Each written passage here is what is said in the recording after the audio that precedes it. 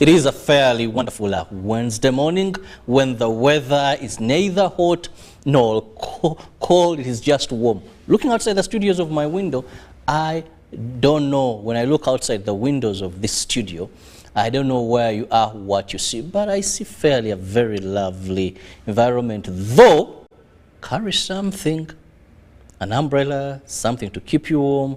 It may shower later on, but if you listen to Molen Kenyana, I'm sure in our weather focus segment, I'm sure now you know where you are. Either it's going to rain or it's not going to rain. So those are some of the benefits why you should wake up with us every weekday from 6:30 in Good Morning Uganda till the hour of 10 with an extension of Good Morning Uganda Extra.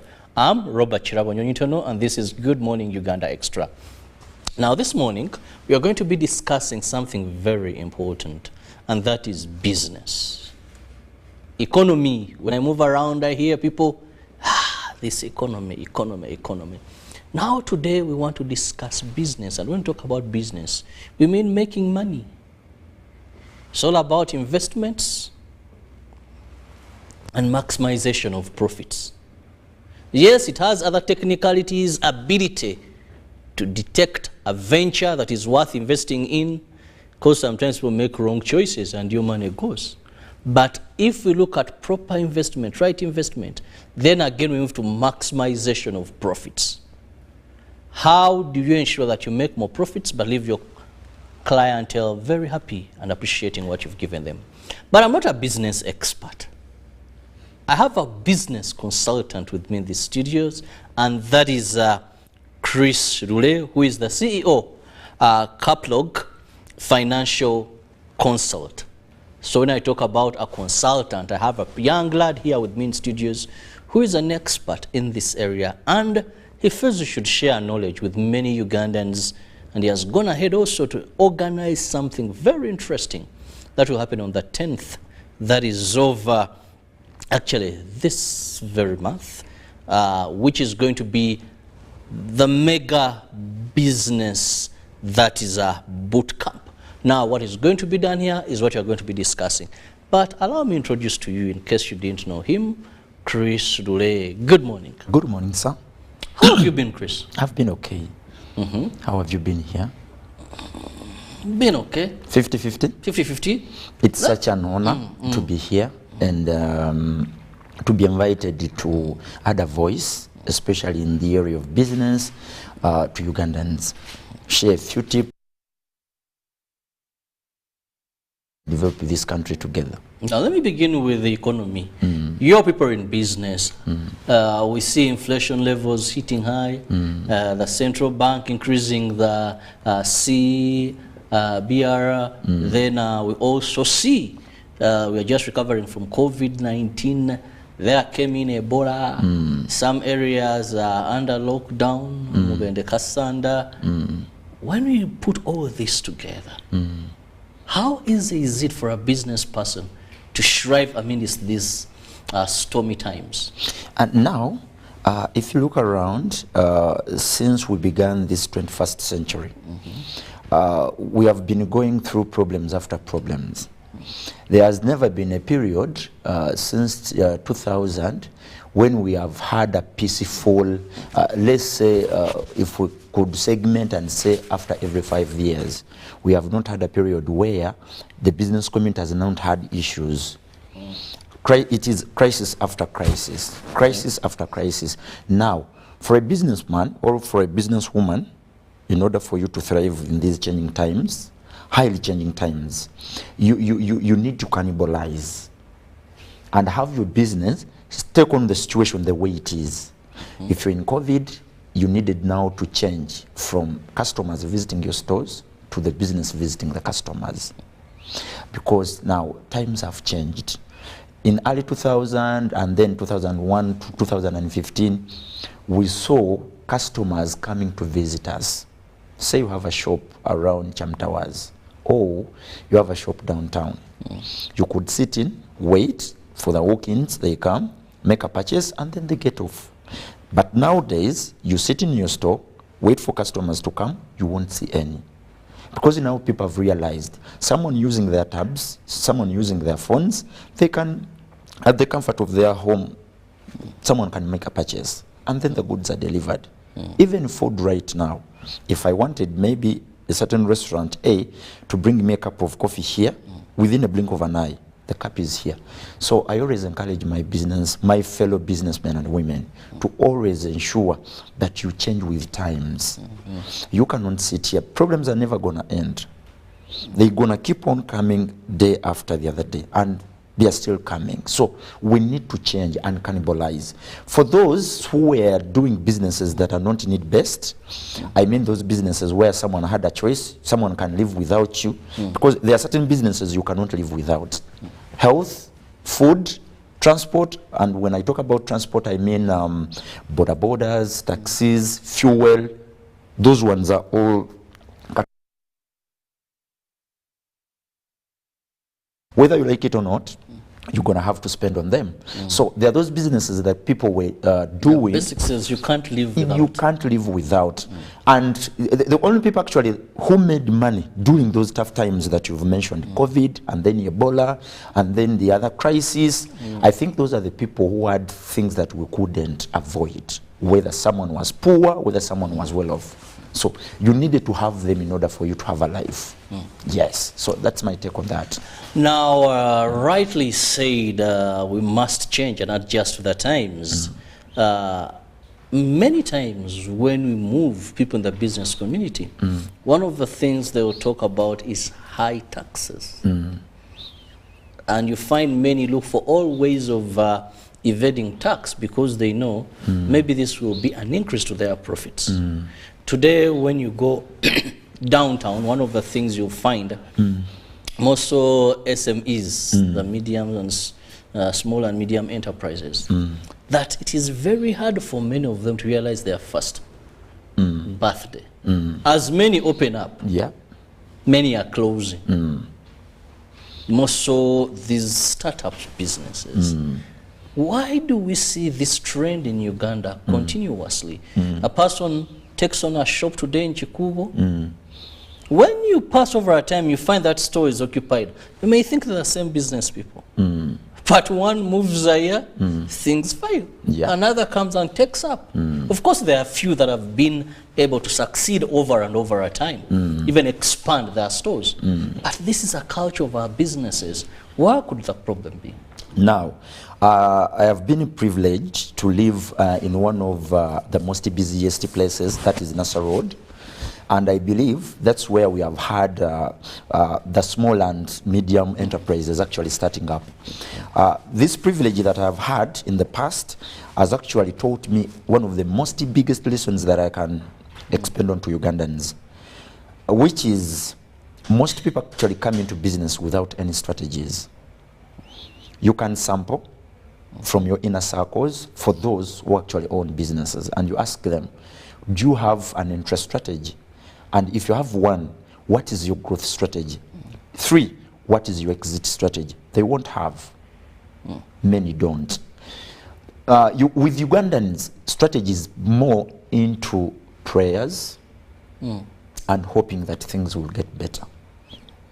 Hope is not a financial strategy, neither is it a business strategy. Prayer is not a business strategy, neither is it a financial strategy. There has to be something tangible that you do to ensure that your business thrives, because you're 1 against a million. It is not. It's not like those other times, like during the 1990s, where you found a business. If it was one, it was one. No competition, no nothing. Days of general parts. Thank you. You either go to that person or you don't. The days of Sebagal and Sons. Sebagal and Sons. Spear Motors. Spear Motors. Just to mention, if it's anything, you have a Mercedes, have a Benz. You remember those days of select garments? Yes. You could look around, go in circles, but you couldn't get a good suit without going to those stores. But now times have changed. Everyone is into that business. You're a million, you're one competing against a million. Now, these businesses that do not thrive beyond a year, they do not have strategies. They do not have growth strategies. I have seen Ugandans, someone has just operated a business for close to 2 years, And then after 2 years, someone is building a big mansion. Someone is building a big mansion of close to $1 billion, and yet the business market capitalization is around 150 million. How could you build a house of close to $1 billion, and yet your net capital is 150 million? You have no strategy. Buying a car, if he has been renting 500, you look for $1 million. Then they move. So and also the problem of Ugandans being happy people. Yes. So we want to celebrate our lives before actually it is due. These celebrations, sometimes they're a bit short-lived, simply because we do not have the behind support system to make sure that if we are celebrating, it's going to be long-term. So most of these businesses that do not go beyond a year, they do not have an exit strategy, growth strategy, and then exit. You ask someone, what is your growth strategy? And someone is like, we are here, we are trying, things will get better. They won't. They can only get better if there is a tangible strategy. Now, yes, I have a consultant, but we have a number of our viewers. Some are in the informal sector, some are experts, they hold PhDs and all that. But let's simplify some of these terms for the benefit of our viewers. Now, when we talk about an exit strategy, a business strategy, can we break this down? What do we refer to? If I'm in Chikubo, I'm anywhere, and I say, oh, Chris talked about an exit strategy. What is he referring to? Okay, now, when we talk about an interest strategy, this is where you plan. An interest strategy includes pricing, the marketing bit of it, customer retention, customer acquisition. How am I going to be able to reach my customer? How am I going to be able to multiply and increase my sales? You now looking at the interest strategy. Now, when it comes to growth, I need funds. Should I go for partnerships? Should I go for a business loan? Should I go into private partnerships with my fellow businessmen? You need to find sources where you can get funds that are going to help you grow, and yet they are not quite expensive. Now that is your growth strategy. And in the growth strategy also you have the marketing bit of it. Where am I going to take my adverts? Do I need to advertise? Do I need to reach out to my customers before they come to me? You're now strategizing. I'll give you an example. And let me use Cham Towers. There are shops around Cham Towers that have social media platforms that are quite active. But when you go there right now, they're making sales. And there are those ones that are seated in there waiting for walk-ins. Like me, from here, I'm supposed to pass by, buy probably maybe a suit, and then I get out. There are those businesses that are saying, no, for us we are going to have hawkers. They are going to vend and move around the city selling our suits. Those are all strategies. So when it comes to finance, you've had people taking up loans close to 100 million, 10 million, 5 million, and yet when you look into their sales, their problem is not refinancing. Their problem is location. Somebody just have to change the location. They are poorly situated. I had someone who started up a very good, nice restaurant around Nkrumah Road, and they were charging close to 25,000 per plate. Within a period of 6 months, they had closed. The problem wasn't that the food they were selling, we didn't want it, but their pricing strategy was wrong. Their location strategy was wrong. So when you're entering a business, you must look into, how do I enter the market? How do I beat my next service provider that will offer the same service? But if you don't have an interest strategy, you're gonna hope things get better, and they won't get better. And then we talk about when we talk about the exit strategy, this is where the business has hit the maturity stage, or what we call decline.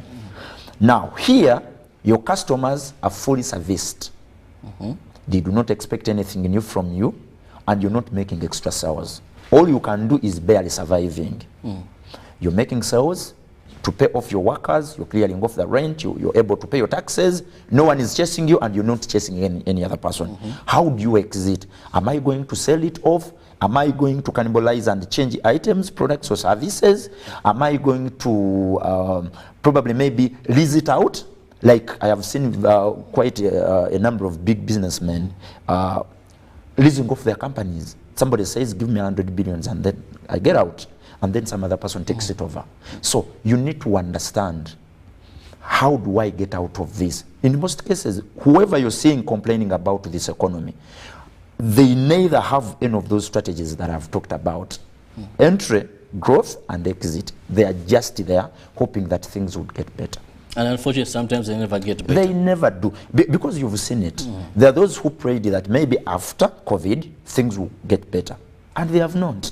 Ebola came in, things are getting worse. Russia-Ukraine war still going on. And even after this, there is something coming up. You know, there is always this character that I admire about Ugandans. They always keep their hopes high, which is not a bad thing. But hope has never been one of those strategies for those countries that you've seen growing. China, one of the countries that where I think religion and everything is not working properly. But these guys from 1980 up to now, these guys are making miracles overseas and back home. You could imagine a country like China investing in a project to the African continent, the BRI, Belt and Road Initiative, close to 1 trillion, building a road that is connecting Djibouti to all the African countries, fetching in the foreign currency to go back to China. So they're not looking at prayers to have their economy stabilized and grown. No, they're using the strategy. Everyone can see that this is BRI project is targeting the African countries. And we are spending money, billions of dollars, we are shipping it out to China. Very interesting when it comes to business, and I'm sure there's so much you're learning. Just to remind you, I have Chris Lule, who happens to be a business consultant, and we are discussing business because we know everybody, you could be in formal employment, but times have taught us that carrying your eggs in one basket is a bit risky. Yeah. And every day today you hear anyone talking about, I need a side income. I need a business that I'm doing. Much as you're devoted to your work, you need something that is yours. You need something that can act as a fallback position. But how do you succeed? Even those that are in business, many of them could be shrinking, sinking. Whereas there are those that could be hitting rooftops. Yep. And the sky's the limits to them. So this is what we are trying to discuss this morning and look at how best you can thrive in these times. Now, Chris, there is also this issue of loans. We're looking at common problems by business people. Yep. Everyone will tell you we are choking on loans. The restructuring period given by the central bank almost came to an end, where you would go and say, well, because of COVID, I have this loan, now I want us to restructure. Either I look at paying less over a long period or whatever, but then that also came to an end. Now loans are loans. You wake up recently, I saw in the Daily Monitor, properties being taken. Properties up for auction. Yep. And you wonder, what is the problem? They'll tell you loans. A tycoon dies in less than a month. Property is being taken. Yep. By banks, by money lenders, by all sorts of people. So how best can people in business handle this issue of loans? Okay, Mr. Chirabo, thank you so much for this question.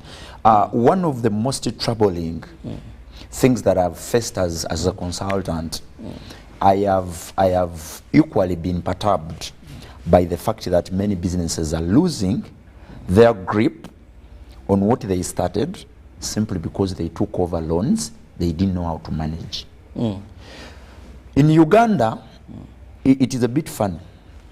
Everyone thinks they can manage a business loan, which is not actually the case. A business loan is more like a pilot taking over an aeroplane. You must have, first of all, the experience and the skill to manage one. The money that we take up from banks and these other credit institutions, it is not actually a fact that everyone can manage that money. Have you heard of someone called a financial advisor? I doubt whether Ugandans even know that there is that profession where someone on your behalf can discuss and negotiate an interest that is favorable to you as a businessman, even when you don't actually visit a bank. I doubt whether Ugandans know that. So you find these big businessmen going, get up loans, not even actually assessing the health, the financial health of their businesses. Because the loans are available. It is more like going to a hospital, and then when you reach there, the doctor, without even checking, they just start injecting and giving you tabs without actually diagnosing to find out what could your problem be. So the same thing happens to businesses. Someone goes to a bank, says, I need 1.5 billion. Not even asking themselves, will I have enough cash flows to pay off this loan? Okay, in cases where I am not there, will my children, all, whoever will be in charge of this business, will they be able to manage this business the way I do? They don't ask themselves such questions. So you end up seeing these businesses being taken over by credit facilities and credit institutions. So my worry with the Ugandans is they should embrace professionalism when it comes to acquiring business loans. Mr. Chiraba, you don't know whether you're aware that you can stay at the comfort of your sitting room. Your financial advisor takes up your finances. He goes to the bank, negotiates a rate that is going to be actually favorable to your business and to you as an individual without you visiting the bank. I don't know whether you know that. But practically it's done in those developed countries where you hire a financial advisor, say, I need 5 billion. First come look into my financials. That is, I am going to look at your cash flow statement, your income statement, your balance sheet. I am going to find out what could be the possible ways that are taking money away from your businesses, and then I look at them. You say, Chris, I need 5 billion. When I look at your health, your financial health, let's lower the money. Okay. Yeah, there are not very many. Okay. Yeah, Okay. that would. Let me use 10 because for million. that 5 billion, they could have those facilities. Okay, let me But take let's go to the ordinary businessman. Those that 10 want million. 10, 20, 30. No, let me use 10 or 5. So you have a shop around Nkrumah Road, you need 10 million. Probably maybe to buy a machine, or you want to improve the physical settings of your shop, and then you need 10 million. When I look into your sales for the last 3 quarters, I am going to say each month you've been earning close to 2 million. That is around 6 million. Now, if you have 6 million in 9 months, you cannot manage a loan of 10 million. We won't take that. Can we go for 5 or 3 or 4? And then we shall look at the payment terms. How are we paying this money? For how long are we going to be paying? Instead of taking up 2 years, let us make it 3 years. Instead of making it 9 months, let us make it 1.5. So you find that you need someone to negotiate all these terms. But without one, the bank is going to take advantage of you not knowing. You find that many people, they took a loan, but servicing this loan, it's not the business servicing the loan. It's themselves actually doing. They're picking from other sources of income. They're picking from salary. Some go and sell off property to service a loan. Yes. It's because they underestimate the power of cash flows. In the world where I live most, we believe in cash flows. Cash flows, cash flow is king. Cash flow is king. This money that comes on on a daily, that money is the power of you being in that business. Any business that has cash flows, there you go, it's going to thrive. If your business doesn't have cash flows, then never go for a business loan. Because at times I have seen people saying, I have my assets, I have my plot of land, I have my house, I have my car. They do not loan this money to collateral. They loan it to cash flows. That's why I always encourage my businessmen. If you're going to a bank to acquire a business loan, have a file that speaks much more than you do. If you go to a bank to look for money and you're speaking more than your file, you don't deserve to be loaned. You must keep quiet, and then your documents speak about what you do. But when it comes to record keeping, Ugandans, they are not good at it. You ask someone, how much have you made in the last 2 years? Somebody has to call someone. Hello? How much have we made? No, that book, it was there, it was misplaced, I don't know where it is. Now, if you don't know how much you're making a month, how do you then take up a loan of 2 million when you don't know how much you're earning? That's why when you go to a bank, to any credit facility, and you need a loan, you're going to have those forms. The marital status, divorced, married, single, and then your careers. Why are they looking for those stuff? Reason is, A married person who is having a loan of say 5 million doesn't behave the same way like a single person who has taken up 5 millions. They don't. So they want to see where you spend your money. Singles, where do they spend their monies? You've talked of celebrations in Kampala, night after night. And then a married person is going to have kids, his wife or his husband, and they need medical care. So all this money that we have gotten as loan, you cannot acquire, excuse me, you cannot acquire a loan of 5 million and then you have a sick kid and you don't use that money.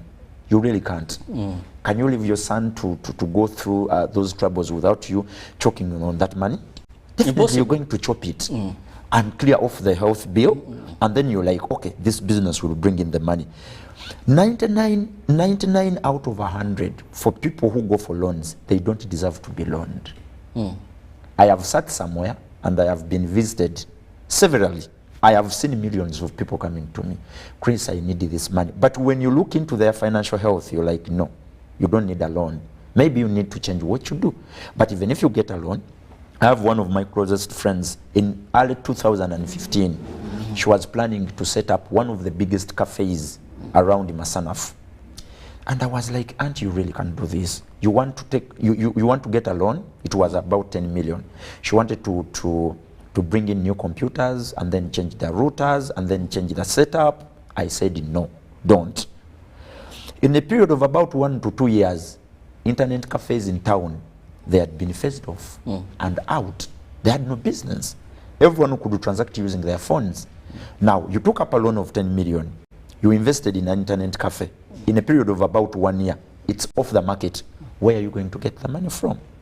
So, all I'm saying is, we need to look into our financial health before we take up these loans and understand our position, our cash flows, our income statement. How much do I owe? Be factually. It's more like robbing Peter to pay Paul. The other thing you talked of, we are choking on debts. I get money from you, Mr. Cherabo. I pay Mr. Farouk. That is not a debt strategy.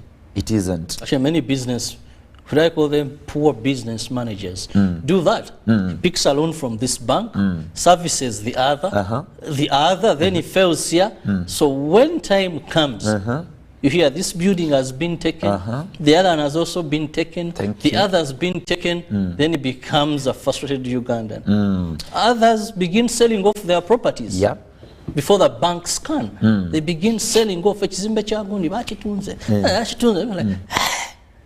But all the banks have now woken up, and some reach a point when they look at their financial whatever, no bank can bail you out. Yes. So some go that way. In Uganda, what is lacking is what we call credit rating system, the credit rating.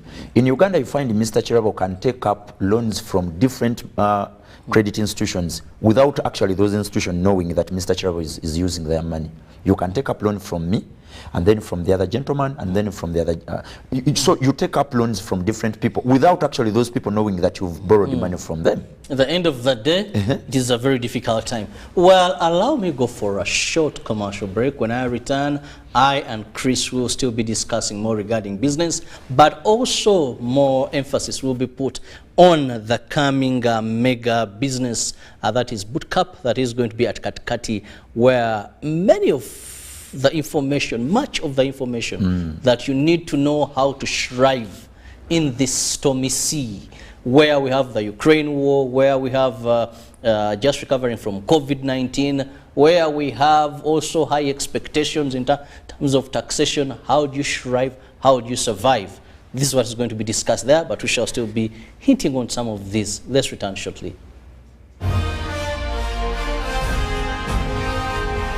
Live from UBC Studios in Kampala, this is Good Morning Uganda Extra.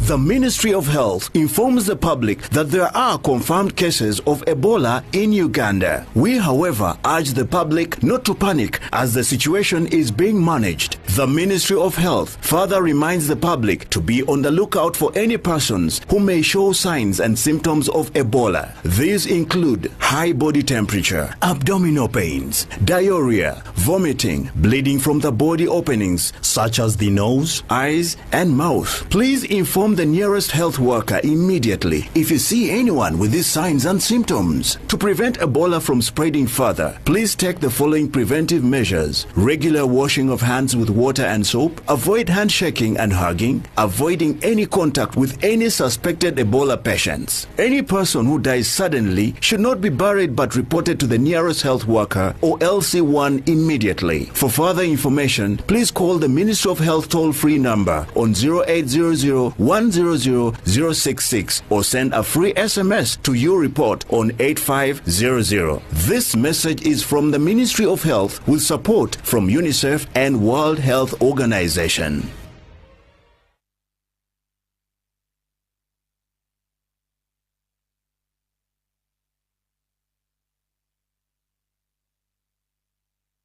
It's our mission to secure your money.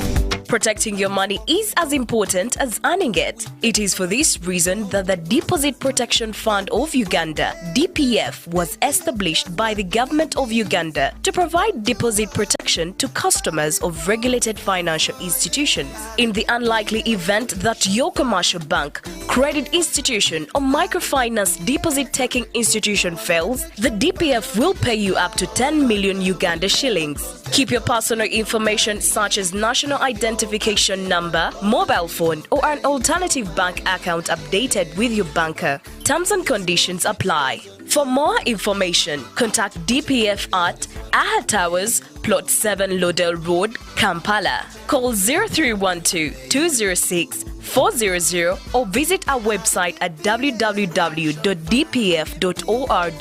We are the DPF. We protect your money. Protection Fund of Uganda. Live from UBC Studios in Kampala. This is Good Morning Uganda Extra.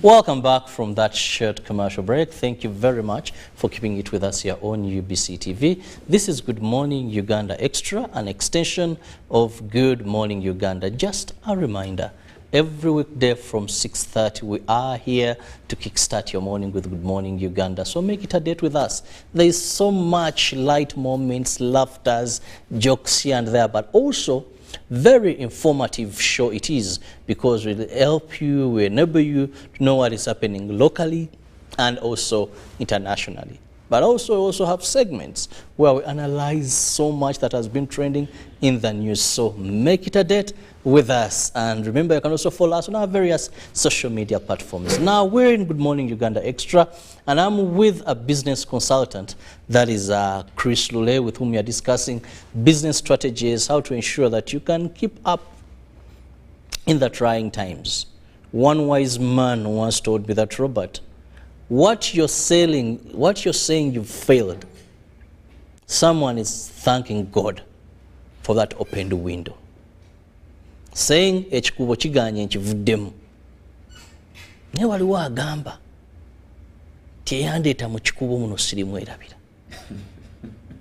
I've built a house, I'm paying school fees. Life is soft because I came to this kikubo. But also for you living cursing, what a loss. Even bit agriculture, saying poultry, to hell with that business. I can never, over my dead body, go into poultry. Someone is saying, how blessed am I, O Lord. This is the business. I don't know where I would have been without poultry. So what is the art? Is how you master the art of doing that business. The strategies he has talked about. And you see, information is power. You need to have the right knowledge. The biggest problem with many of us Ugandans, we are copycats. Chris went to Nassa Road. He has built a house. He's driving a good car. Kanyingire Nassa. Aliwo sente. Bakuba nebichupuli, let me go to Nassa. My brother, you go to Nassa. Whatever happens with you, you don't know. One begins a cheap store here selling chips, chapati. By the close of the year, the whole street is full of chapati makers, chips, chicken. And at the end of the day, many come, many go. The one you found there today, after a month, So, Chris, when you talk about the upcoming mega business bootcamp, help us understand what is it going to entail and why should I be very eager not to miss? You've started with something actually that is more intriguing, and one of your remarks is actually making me shed a smile, which is where you've failed, many others are yearning to have an opportunity to go there. And you talked of Chikubo, the people, some are getting out, but so many others. The day you get out, actually, they get close to 1,000 applications to take over your store. Actually, one interesting thing, I'm in dog breeding, but I've been it for the last 8 years. Okay. But one of the ways I make profit, nguraba with them, this guy imported Boabers from South Africa, a German Shepherd's what, he reaches a point and says, I can no longer master this business. I come, I buy you at a cheaper cost. Yep. I sell at profits, or I improve the quality of breed I have. And that is, once I hear what you are with them, I come very fast because I'm going to make huge profits. But I'm into this and I'm saying, bless the name of the Lord, that I was able to identify this business. But I'm making profits on buying those that are leaving the business. Every business opportunity, actually every business idea is so exciting during those first days. Every business idea. No wonder you find a building that has just been completed. Everyone is yearning to start up a business from there. But just give it 1 year. Men are closing to go back where they're supposed to be. But in the beginning, the business idea was so exciting. Somebody is talking of, I am going to do this, people are going to do this, is going to be massive. And then give it a period of about 7 months or a year. People are closing. So you asked me about this 10th December 2022 business bootcamp. I have been doing this work for the last 8 years, expanding off business knowledge and business ideas, giving it out to Ugandans to ensure that we can better ourselves, instead of actually bringing in experts from abroad. There within this country, there is a breed like me who can actually start up the mindset. Bring in experts who don't understand the business terrain of our country. The terrain of the Ugandan environment is not as exciting as people from abroad actually think. If you look at the supermarkets that have closed here and they have gone back to where they belong, they thought our market is that easy. It is like South African, Egypt, Kenya. Our market is quite easy. Big names have closed. Yeah, they have. And they are still closing. Understanding the Ugandan market, it needs a Ugandan. It takes up actually a serious Ugandan to understand the market that you operate in. Not an easy market. Few people have credit cards. There is Impola. With the Ugandans, if you're managing a business, you should tighten your seat belts. Ugandans are not easy. You open up a bar today. The following weekend, people are coming in big numbers. Give it 3 months. They have abandoned you. They are going to another bar. Because, I mean, these are the same clients. Somebody who goes to Kolo is the same person actually who goes to Kampala Road. Somebody who goes to Kolo is the same person who goes downtown there. So we have the same clients. And wherever they hear something new, there is a pizza something company that actually opened up in Uganda here. We used to line up in big lines, long lines. We make queues. And the guy was like, wow, this is one of the biggest markets I've ever seen. Started opening up branches. 2 years, the guy is down. Ugandans, you need to be careful when you're extending your opportunities or servicing the market or marketing and selling off your product. You need to be careful. So in this coming business mega bootcamp, we have looked at those some of those areas, the gray areas that businessmen and women, they have neglected over time, that are still affecting the operations of their inner businesses. To me, every person is a businessman, whether you're employed or you're an employer. Everyone is a businessman. Because the proper definition, the practical definition of a business, leave alone these classical definitions of a business is where trade that happens between. No. The proper and a practical definition of a business is whoever has a client or a customer is in business. If you're an employee, you have one client, your boss. If you're an employer, you have very many clients. And the people you serve, they are not your customers. Your employees are your first customers. But people think if I am selling iron sheets, the people who come to buy iron sheets from me, those are my very customers. No. No. It's more like all deco. I will give you an example of deco. All someone who is into a baking business, you're making cakes. It is easy for you to think that whoever brings business to you is your customer, which is not true. Your customers, those are the people who are actually going to eat that cake. So sometimes the feedback we get from our customers, it comes from the wrong segment, not our real customers. If I make for you a cake, you brought in the order, and then I call you, Mr. Chirabo, how was my cake? That is wrong. I am not supposed to ask you. I am supposed to get feedback from the people who have enjoyed the cake. Because I could be giving you the baking business, and yet I didn't even taste the cake. It was nice looking. It's my girlfriend's birthday. Yes, I didn't eat the cake. I can't be there. Yes. But I have to show love and care. Yes. So I simply order for a cake. It's delivered. Uh-huh. I may look at the picture, how it looked like. I can't step there. So you're asking me how was the cake? How was the cake? And she also told me, honey, you've done us wonders. Hey. So I have one of Because she can't say anyway, cake here, mzee, mkulu. So you got it right. I have one of my friends is a speaker, public speaker. So he goes somewhere, makes a very nice presentation, and then afterwards he calls the guy who had contracted him. Hello, boss. How was my presentation? The guy was like, it was good. Actually, let me send you a WhatsApp. And then the messages that came in, they were actually speaking good about. And the guy was like, wow, I did well. I said wrong information. You were not supposed to get that feedback from him. You should have randomly picked someone from the audience and asked them, how was your presentation? Because the person who contracted you wasn't your customer. The people you were speaking to, those were the customers.